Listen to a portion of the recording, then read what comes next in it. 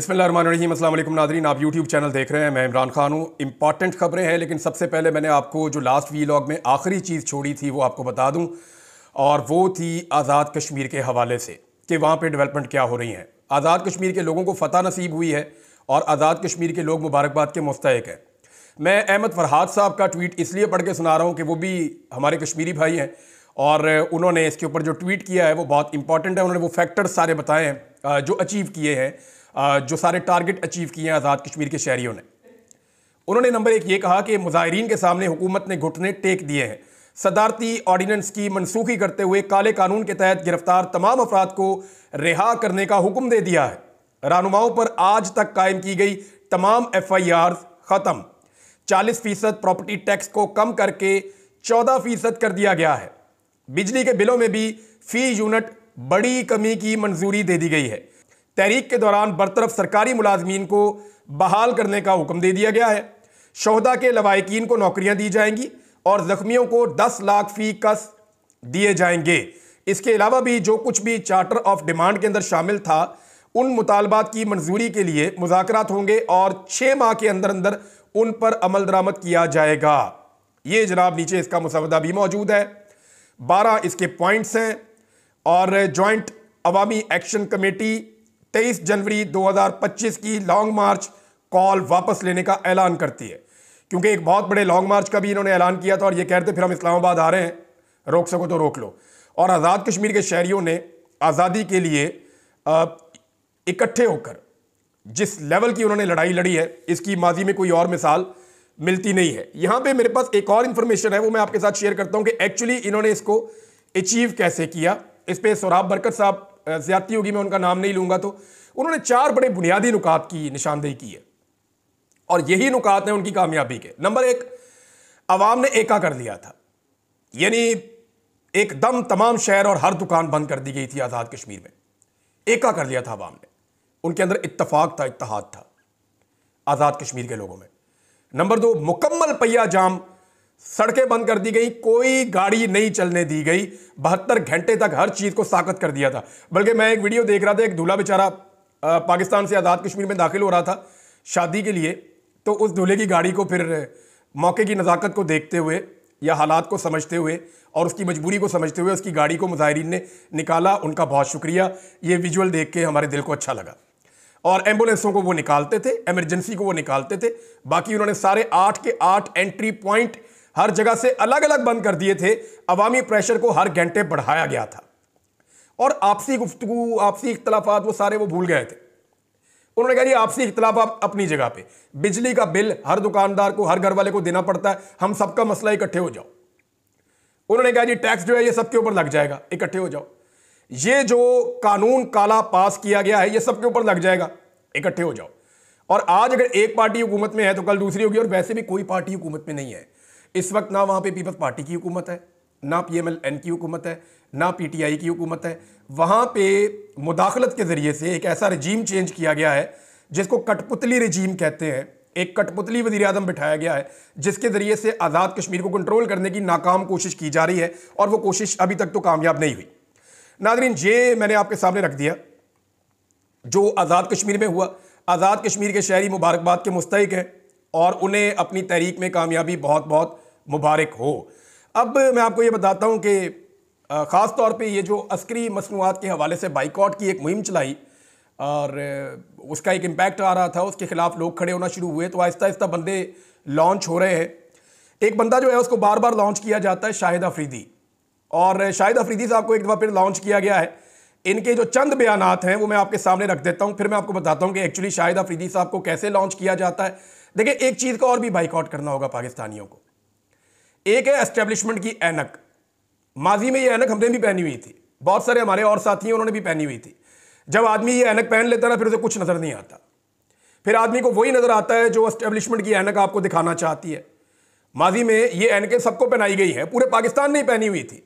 तो हम सारे अपने इस जुर्म का एतराफ़ बारी बारी करते रहते हैं, पूरा पाकिस्तान ये करता है। ये ऐनक इमरान खान साहब ने भी पहनी थी, बाकी सब ने पहनी थी। लेकिन अच्छी बात यह है कि अवाम की आंखों का ऑपरेशन हो गया और बहुत सारी चीज़ें उनके लिए क्लियर हो गई। तो ये जो है ना एस्टेब्लिशमेंट की ऐनक पहन के जब देखते हैं तो फिर ऐसे ही नज़र आता है जैसे आजकल शाहिद अफरीदी को नज़र आ रहा है।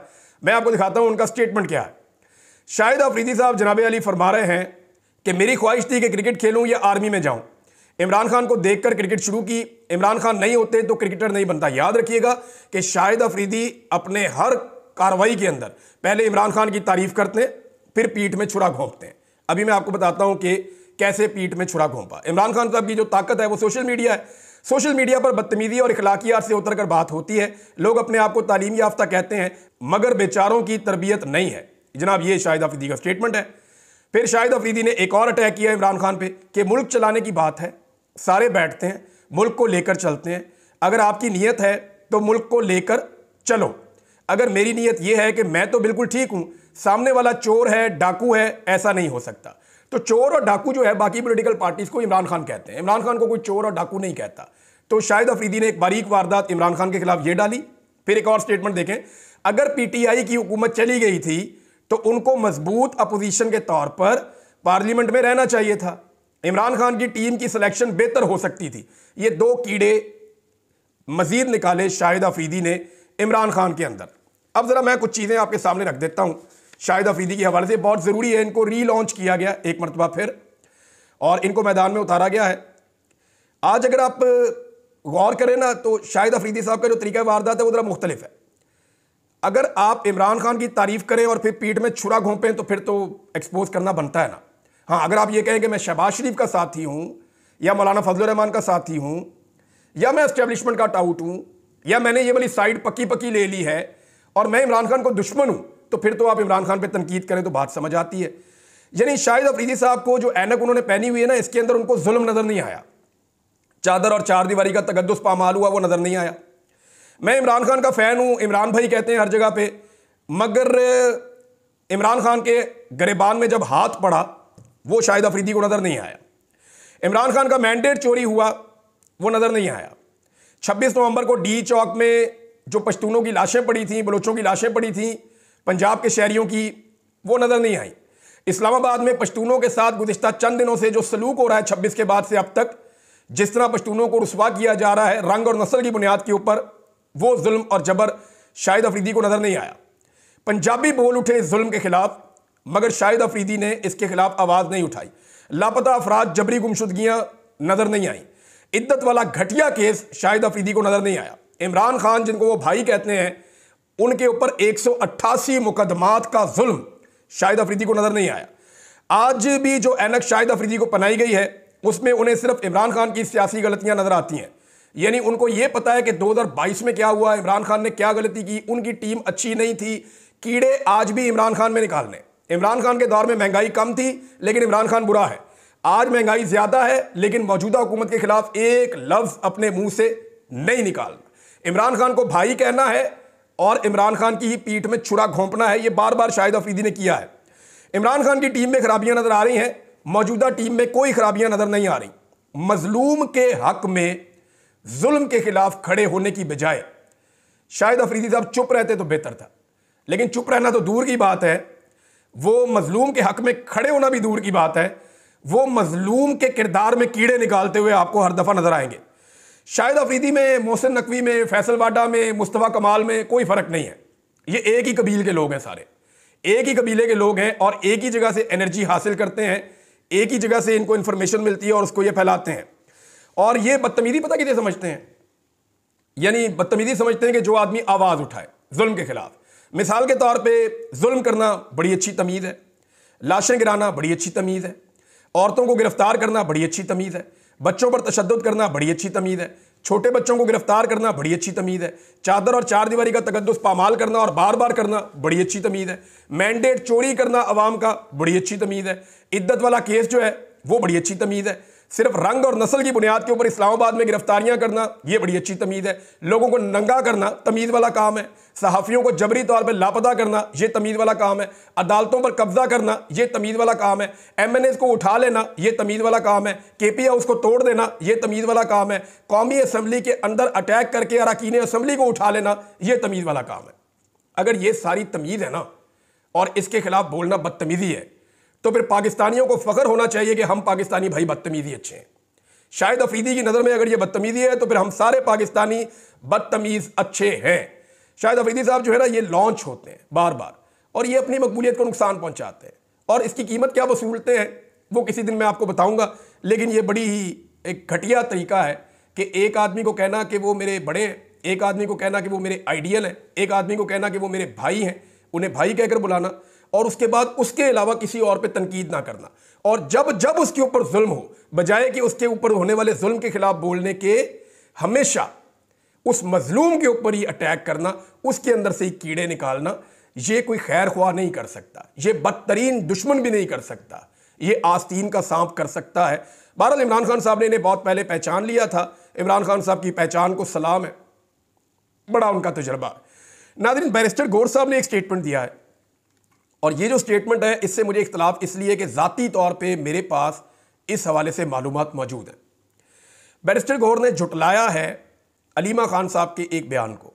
उन्होंने कहा कि अलीमा खान साहब ने दावा किया था ना कि 20 एक दिन में इमरान खान को छोड़ देना था, तो मैं आपको गारंटी करता हूं कि 24 नवंबर से पहले इमरान खान साहब को यह ऑफर दे दी गई थी, और इसको पाकिस्तान तहरीक इंसाफ के अंदर जो इंपॉर्टेंट लोग हैं वो जानते भी हैं, और ये बात पाकिस्तान से बाहर और पाकिस्तान के अंदर बड़े ख़ास लोग जानते हैं। और ये ऑफ़र डायरेक्टली बहुत ऊपर से आ रही थी, और ऑफ़र ये थी कि 15 दिसंबर से पहले इमरान खान साहब को रिहा कर दिया जाएगा, जैसी गारंटी चाहिए आप ले लें। लेकिन इमरान खान साहब को खैबर पख्तूनख्वा भिजवाया जाएगा, वो जहां जाएंगे वहीं पे रहेंगे, लेकिन वो अपना फ़ोन भी इस्तेमाल कर लेंगे, वो मुलाकातें भी खुलकर करेंगे, वो मुज़ाकरात का हिस्सा भी बन जाएंगे। मैंडेट जो है वो यही रहेगा। फिलहाल मिड टर्म इलेक्शन की बात हो सकती है, वो बाद में देखेंगे। फिलहाल कुछ रिस्ट्रिक्शन हैं, लेकिन इमरान खान साहब इलेक्शन लड़के कौमी असम्बली में आके अपोजिशन का रोल प्ले कर सकते हैं, ये भी कहा गया था। अब इसमें जो है वो अलीमा खान साहबा का स्टेटमेंट ठीक है, उनकी इंफॉर्मेशन ठीक है। बैरिस्टर गौर मेरे ख्याल में किसी मसलियत के तहत, या वो नहीं चाहते कि इस वक्त पता चले कि कोई मुज़ाकरात हो रहे हैं, या कोई मुज़ाकरात हो रहे थे, या कोई ऑफर्स आई थी। ये सारी चीज़ें बहुत सारे लोग बोल चुके हैं, अपने मुंह से बार बार कह चुके हैं कि हमें संजानी में बैठने का कहा गया, हमें ये कहा गया कि आप कॉल कैंसिल कर लें, बार बार मिन्नत की गई, बार बार रोका गया। तो ये सारी चीज़ें रिपोर्ट हो चुकी हैं। तो बैरिस्टर गौर ये जो है ना बात ठीक नहीं कर रहे। मेरे ख्याल में किसी मसलहत के तहत वो इस मामले को मजीद छुपाना चाहते हैं। मैंने नाज़रीन आपको एक और बात बताई थी कि कुछ डॉक्यूमेंट्रीज हैं जिनके ऊपर काम हो रहा है। एक डॉक्यूमेंट्री आई है, आप सबको वो देखनी चाहिए। अल जज़ीरा ने एक तफसीली डॉक्यूमेंट्री जारी की है कि पाकिस्तान में हुआ क्या, 8 फरवरी के इलेक्शन में क्या हुआ, उस 8 फरवरी के इलेक्शन के बाद सिनेरियो क्या बना, और वो जो सिनेरियो 8 फरवरी के इलेक्शन के बाद बना उसमें पाकिस्तानी मीडिया की क्या हालत हो गई, कि पाकिस्तानी मीडिया की क्रेडिबिलिटी बिल्कुल ख़त्म हो गई। ये भी उनकी डॉक्यूमेंट्री का हिस्सा है। फिर उन्होंने बताया कि पाकिस्तानी मीडिया की जगह सोशल मीडिया ने ले ली, और उन्होंने सर्वाइव किया, और उन्होंने अपनी क्रेडिबिलिटी पैदा की, और सोशल मीडिया के ऊपर अब मुकम्मल क्रैकडाउन और तैयारियां की जा रही हैं उनको पकड़ने की। फिर उन्होंने बताया कि एक्चुअली 24 नवंबर से लेकर 27 और 28 नवंबर की दरमियानी शब तक इस्लामाबाद में क्या हुआ और लॉन्ग मार्च वालों के साथ क्या हुआ, वो उन्होंने पूरा रिपोर्ट किया। एक तफसीली डॉक्यूमेंट्री अल जज़ीरा ने बनाई है, बड़ी इंपैक्टफुल डॉक्यूमेंट्री है। इस डॉक्यूमेंट्री को आप जरूर देखें। देखें, आलमी मीडिया इसके ऊपर काम कर रहा है, लोकल मीडिया के ऊपर बहुत दबाव है। किसी तरह 26 नवंबर को डाउन करो, खत्म करो। डी चौक में कोई सानिया नहीं हुआ, लाशों की बात करना बंद कर दो। और इसमें मैं आपको यह बताता हूं कि पाकिस्तान तहरीक इंसाफ की लीडरशिप इन्वॉल्व है। मैं साबित कर दूंगा आपको, मैं अभी आपको साबित कर दूंगा। फिर जिसने जो कहना है वो कर ले, जिसने मेरे पे केस करना है वो केस कर दे जाके। मैं आपको साबित कर दूंगा कि देखें, मैं कम से कम जो लोग वहां शहीद हुए ना वो गरीब लोग हैं। जो लोग वहां शहीद हुए ना वो पाकिस्तान के लिए निकले हुए थे। उनको यह कहा गया था कि तुम्हें एक बेहतर पाकिस्तान दिया जाएगा। वो खलूस नीयत के साथ आए थे, जिन्हें गोलियां लगी वो खलूस नीयत के साथ आए थे, जो शहीद हुए वो खलूस नीयत के साथ आए थे। उन लोगों के साथ जो हुआ, इस मामले के ऊपर कोई बोले या ना बोले, मैं बोलता ही रहूंगा। मैं इसके ऊपर किसी भी किस्म के कंप्रोमाइज को, चाहे वो कोई भी करे, मैं इसको एक्सपोज करूंगा। आज मैं आपको गारंटीड कह रहा हूं कि मैं इसके ऊपर चुप नहीं करूंगा। एक ही तरीका है चुप करवाने का, वो सारे जानते हैं। मैं अपना काम करता रहूंगा इस मामले पे। ये लहू बह गया, पाकिस्तानियों का खून है भाई, पाकिस्तानियों का खून बह गया है। मैंने साना मॉडल टाउन के ऊपर बिल्कुल कंप्रोमाइज नहीं किया था। मैं आखिरी वक्त तक उसके ऊपर आवाज उठाता रहा था, और अब भी मैं आवाज उठाऊंगा। मैं इस पे पीछे नहीं हटूंगा। अब मैं आपको ये बताता हूं कि इसको दबाने के लिए एक नई कार्रवाई की जा रही है। ये जो मदारस का मामला है ना, इसकी रजिस्ट्रेशन का मामला, ये 2019 में पाकिस्तान तहरीक इंसाफ ने मुआहिदा कर लिया था। ताहिर अशरफी उस वक्त इमरान खान साहब के साथ होते थे। वो मुआहिदे की तफसीलात भी मौजूद है। उसके मुताबिक जनाब मदारस का जो है पूरा एक फंड होगा, मदारस को रजिस्टर किया जाएगा, हुकूमत की निगरानी होगी, बहुत सारी फैसिलिटीज दी जाएंगी। ये सारा इमरान खान साहब ने तय कर दिया था ताकि मदारस के ऊपर जो एलिगेशन लगते हैं या मदारस के अंदर जो एक्टिविटीज है वो हुकूमत के साथ जुड़े। अब हुआ यह है कि मौजूदा हुकूमत ने इसको नॉन इशू को इशू बनाया, और क्यों बनाया मैं आपको बताता हूं। मौजूदा हुकूमत का मंसूबा यह है कि एक और लॉन्ग मार्च इस्लामाबाद आना चाहिए ताकि जो पिछला लॉन्ग मार्च है उसके ऊपर गर्द बैठ जाए। पिछले लॉन्ग मार्च को लोग डिस्कस करना छोड़ दें, अगले लॉन्ग मार्च को डिस्कस करें। जानबूझकर एक लॉन्ग मार्च को इस्लामाबाद में दावत दी जा रही है और उलमा इकराम को, फजलुर रहमान साहब को, दीगर मदारिस के लोगों को कहा जा रहा है कि इस्लामाबाद पहुंचे। हल्की फुल्की मौसीकी वहां पे होगी, लाठी चार्ज, डंडे, आंसू गैस थोड़ा बहुत चलेगा। एक ड्रामा क्रिएट किया जाए ताकि जो 26 नवंबर की रात वहां पे हुआ, जो कत्लेआम हुआ, उसके ऊपर पर्दा डाला जा सके। उसको दबाने के लिए एक नया खेल खेला जा रहा है और इसमें कुछ लोग सहूलतकारी भी कर रहे हैं। फजलुर रहमान साहब ने हमेशा स्टेटस को की मदद की है, मैं उनकी नीयत पे शक नहीं कर रहा, वो ये चाहते होंगे कि मदारस के मामले में मामला बेहतर हो, लेकिन उनके स्टेटमेंट पहले भी बड़े सख्त थे। लेकिन end of the day Fazlur Rahman साहब ने क्या किया? फजलुर रहमान साहब ने पूरे सिस्टम की सहूलतकारी कर दी, और सहूलतकारी इस तरह हुई कि उस आईनी तरमीम के बाद जो बाकी बचने वाली चीजें थी उन्होंने कानून के जरिए कर ली, और उस कानून को इसलिए रिवर्स नहीं किया जा सकता कि आईनी तरमीम के नतीजे में फजलुर रहमान साहब ने इस हुकूमत को वो आईनी बेंच दे दिया जिसके अंदर कोई चीज अब चैलेंज नहीं हो सकती। अगर होगी तो हुकूमत के हक में फैसला आएगा, क्योंकि वो बेंच बनाया ही हुकूमत ने खुद अपनी मर्जी का है। लिहाजा ये चीज होगी क्लियर। फजलुर रहमान साहब ने मुकम्मल सहूलतकारी मौजूदा निजाम को दी थी अपोजिशन में बैठ के। अब दोबारा से वो इस मामले के ऊपर मेरे ख्याल में मट्टी डालने के लिए या पर्दा डालने के लिए वो अपने लोगों को लाएंगे और तवज्जो हटाने की और तवज्जो बटाने की कोशिश करेंगे ताकि डी चौक से तवज्जो हटाई जा सके। नहीं हटेगी, इस पे पाकिस्तानी बात करते रहेंगे। और सवाल एक ही है कि गोली क्यों चलाई? एक ही सवाल है ना, गोली क्यों चलाई? गोली नहीं चलानी चाहिए थी। नाज़रीन, एक और चीज़ है, और वो ये है कि अब तक ये रोज़ाना हमें इसके ऊपर बात करनी है, हर वीलॉग में बात करनी है। ना ही पाकिस्तान तहरीक इंसाफ ने FIR दर्ज करवाई। आज जनाब जब मैं आपसे बात कर रहा हूं तो 8 तारीख की रात हो चुकी है, लगभग 2 हफ्ते होने वाले हैं, और ना पाकिस्तान तहरीक इंसाफ ने अब तक अपनी FIR दर्ज करवाने के लिए कोई दरख्वास्त दी, ना ही लापता अफराद के हवाले से हेबियस की पटिशन्स दायर की। आज तक पाकिस्तान में जो बंदा भी लापता हुआ है ना, सबसे पहले उसके घर वाले जाकर एक पटिशन डालते हैं हाई कोर्ट के अंदर। जिस इलाके से वो अगवा होता है वहां के हाई कोर्ट के अंदर एक पटिशन जाती है कि हमारा ये बंदा इस जगह पे आया था, ये कर रहा था, लापता हो गया, उठा के जबरी तौर पे गुमशुदा कर दिया गया, हमारा बंदा हमें रिकवर करके दिया जाए। PTI के मुताबिक उनके 150 के करीब बंदे लापता हैं। एक बंदे की भी अभी तक हेबियस की पटिशन इस्लामाबाद हाई कोर्ट में नहीं गई। इंतजार पंजूथा की गई थी ना, अब्बासी साहब की भी गई थी, मेरी भी गई थी, मैं एक जर्नलिस्ट हूं, मेरी भी गई थी, अहमद फराद साहब की भी गई थी, जितने भी लोग, डार साहब की भी गई थी, जितने लोग लापता किए गए हैं उन तमाम की पटिशन जाती है फौरी तौर पे। समी इब्राहिम साहब की भी गई थी, और ये मकबूल जान साहब की भी गई थी, इसी तरह हमारे जो हैं वो आफ्ताब इकबाल साहब, उनकी भी गई थी। लेकिन यहां पे एक बंदे की भी लापता होने की पटिशन तकरीबन 2 हफ्ते होने को आ गए हैं, इस्लामाबाद हाई कोर्ट में गई नहीं। क्यों नहीं जा रही? ये जानी चाहिए थी ना, नहीं जा रही। दूसरा यह है कि FIR अभी तक, यानी इतने दिन पाकिस्तान तहरीक इंसाफ वकीलों की पार्टी है, इतने वकील हैं इस पार्टी के अंदर के तबाही फिरी फिरी, लंडा बाजार है वकीलों का, अभी तक एक FIR वो नहीं लिख सके कि जनाब उस दिन वकूआ क्या हुआ और FIR कैसे होनी चाहिए। नंबर 3 जो है वो CCTV फुटेज को महफूज बनाने के हवाले से 2 हफ्ते गुजरने के बावजूद पाकिस्तान तहरीक इंसाफ ने कोई कदम नहीं उठाया, अभी तक नहीं उठाया।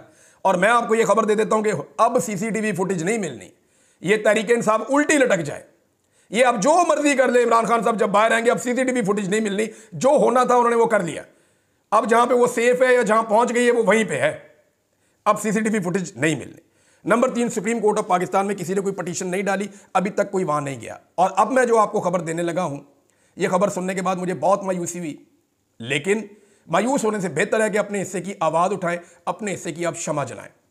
हुआ यह है कि तहरीक इंसाफ के अंदर जब पॉलिटिकल कमेटी की बार बार मीटिंग होती है तो उसमें बहुत सारे अरकान बार बार ये कहते हैं कि FIR क्यों नहीं हो रही, हम अपने लापता अफराद के लिए क्यों आवाज़ नहीं उठा रहे, CCTV फुटेज के लिए क्यों नहीं कोशिश कर रहे।